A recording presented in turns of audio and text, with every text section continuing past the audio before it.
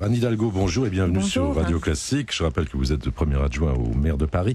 On sait que Bertrand Delanoë vous aime bien, qu'il vous voit un bel avenir, mais on va reparler de Paris dans un instant. Mais d'abord, j'aimerais avoir votre coup d'œil sur cette extraordinaire situation, cette crise financière et économique. Cette crise, d'abord, elle bouleverse notre pays, elle bouleverse le monde, mais si on reste sur le territoire de notre pays, elle a des effets, d'ores et déjà, on voit l'augmentation du chômage, l'augmentation de la pauvreté, des effets absolument dramatiques, et le constat qu'on peut faire, c'est que cette crise touche tout le monde, sauf que la France, dans cette circonstance, n'a pas les marges de manœuvre, ne s'est pas donné les moyens d'avoir des marges de manœuvre pour lutter contre cette crise. Donc on est dans une situation où tous les budgets sociaux sont en baisse et en berne, alors qu'il faudrait soutenir l'emploi, il faudrait soutenir les plus démunis d'entre nous, et il n'y a pas de marge de manœuvre parce que l'essentiel de nos marges de manœuvre a été orienté vers ce fameux paquet fiscal de 15 milliards d'euros qui est allé finalement apporter des moyens supplémentaires à ceux qui sont les plus fortunés dans le pays. Ce qui est vertigineux, Anne Hidalgo, c'est que quand vous parlez de 15 milliards d'euros, ça ne fait plus penser rien à personne, puisqu'on en est à des sommes beaucoup plus astronomiques. En tout cas, on a un président de la République qui semble se démener, non ? Écoutez, je pense que Nicolas Sarkozy a été élu sans doute en grande partie sur ce volontarisme qu'il a affiché, le sentiment qu'il a pu donner aux Français d'être finalement un homme qui, par son volontarisme, allait régler les situations. Quand il disait « j'irai chercher la croissance avec les dents », bon, moi je crois au volontarisme politique, mais le volontarisme, ce ne sont pas que des mots, des affirmations ou des gesticulations personnelles. Le volontarisme, c'est mettre en place des politiques qui soient des politiques étudiées, des politiques qui ne soient pas uniquement ciblées sur une partie de la population la plus aisée et qui laissent le reste de la population dans un état finalement de désarroi et de désespérance.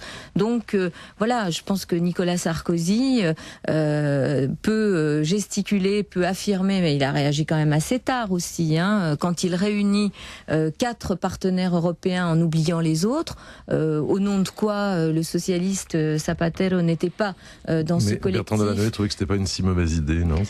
Non, enfin Bertrand Delanoë, bien sûr qu'on est tous, qu'on a tous envie et en soutien de la sortie de cette crise, mais pas comme ça. Et en plus, lorsque Nicolas Sarkozy a réuni les 4 Européens la semaine dernière, il les réunit tardivement et il ne les réunit pas tous. Comment voulez-vous trouver des solutions européennes, et l'espace européen est le bon niveau pour trouver des solutions, mais comment voulez-vous trouver des solutions lorsque vous écartez les 2/3 de l'Europe de la recherche de ces solutions-là ? Alors un mot encore sur cette crise, Anne Hidalgo. François Fillon, il y a quelques jours, en appelait à une sorte d'union nationale, qu'on n'a pas entendu beaucoup d'écho du côté de la gauche. Union nationale, il faudrait. Pourquoi Nicolas Sarkozy n'a pas réuni les représentants de l'opposition pour débattre avec et revenir sur des éléments de sa politique économique et sociale nationale qui ne peuvent pas nous convenir. Comment voulez-vous qu'on fasse l'union nationale sur le paquet fiscal ? Comment voulez-vous que nous, la gauche, les socialistes, nous acceptions que l'union nationale se fasse sur la base d'une politique économique nationale que nous combattons parce qu'elle a des résultats absolument désastreux. Et on le voit dans nos villes.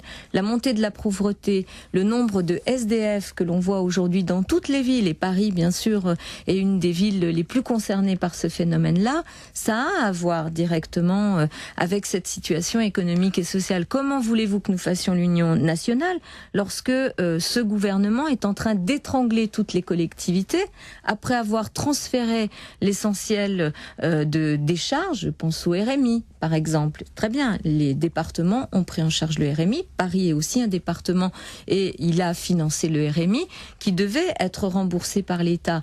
Eh bien, titre d'exemple, l'État doit 108 millions d'euros aux Parisiens parce qu'il n'a pas refinancé le RMI qu'il devait financer. Comment voulez-vous qu'on fasse l'union nationale sur ces bases-là, qui sont des bases de non-respect, de non-considération des opinions différentes de celles du gouvernement ? Alors précisément, Anne Hidalgo, on vient de parler de la crise, et il y aura encore beaucoup à dire, mais on on va s'occuper un petit peu de Paris. Oui. Il y a un budget à faire, il y a des impôts locaux à payer. Donc quel impact cette crise va avoir pour le contribuable parisien ? D'abord aujourd'hui, l'adjoint aux finances Bernard Godillère de Paris va faire une présentation dans la matinée. Alors combien Je vais lui laisser quand même dire cela. Hein. C'est pas moi qui vais faire l'annonce à sa place. Il fait une conférence de presse tout à l'heure. Mais le maire de Paris a été très clair. Pendant toute la campagne des municipales, nous avons dit voilà, il y aura une augmentation modérée des impôts des Parisiens sur 2 années, 2009 et 2010. Et cette augmentation ne dépassera pas 10%. Voilà, donc vous avez à peu près le chiffre lorsque j'ai dit cela. Nous avons, c'est vrai, comme toutes les collectivités, à prendre en considération la situation nouvelle, c'est-à-dire il faut de la prudence dans la façon dont nous gérons. Les collectivités, à la différence de l'État, n'ont pas le droit de faire de déficit.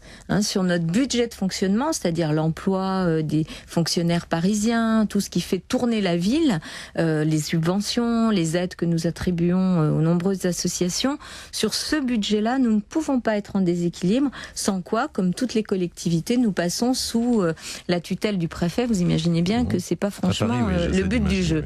Oui. Et donc, pas de déficit, ça veut dire gérer de façon raisonnable, ce que nous faisons depuis 2001. Depuis 2001, nous avons réduit beaucoup les frais de fonctionnement de la ville, tout en maintenant un investissement très fort. Et l'investissement, on le finance comment ?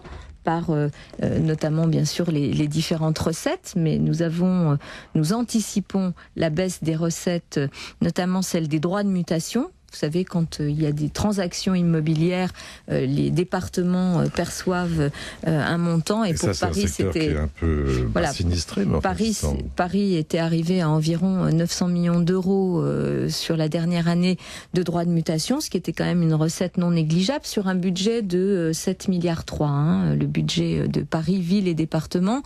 Donc c'est vrai que nous anticipons une baisse d'environ 100 à 150 millions d'euros par an.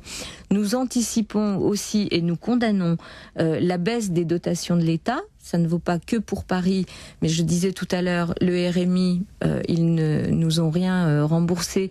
Les dotations que l'État verse aux collectivités vont diminuer dans toutes les villes, et pour Paris, ça fera environ 60 millions d'euros de moins sur le budget 2009. Et en tout, l'État doit aujourd'hui 200 millions d'euros, un peu plus de 200 millions d'euros aux contribuables parisiens. Nous anticipons cela tout en le condamnant, et nous voulons maintenir, et nous avons fait un budget pour 2009 qui le permet.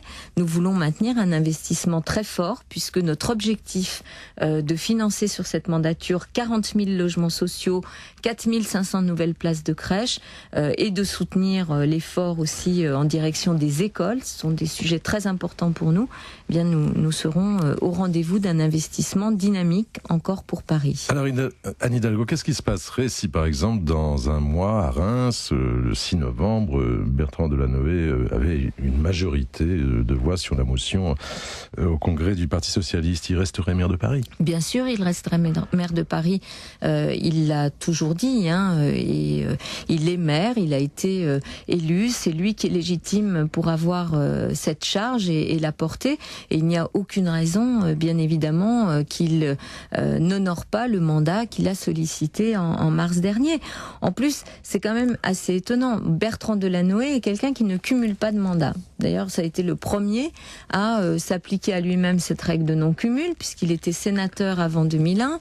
Quand il est devenu maire de Paris, il s'est appliqué le mandat unique. Il a toujours participé de façon très active. Moi, je pensais à votre avenir, Anne Hidalgo. Ah, vous êtes gentil. Oui, je suis gentil. Je suis première adjointe au maire de Paris. C'est un honneur et j'apprends beaucoup. Et je vais continuer à apprendre et à m'occuper de Paris à ses côtés. Eh bien, je vous remercie. Je vous souhaite une bonne journée malgré les difficultés. Merci.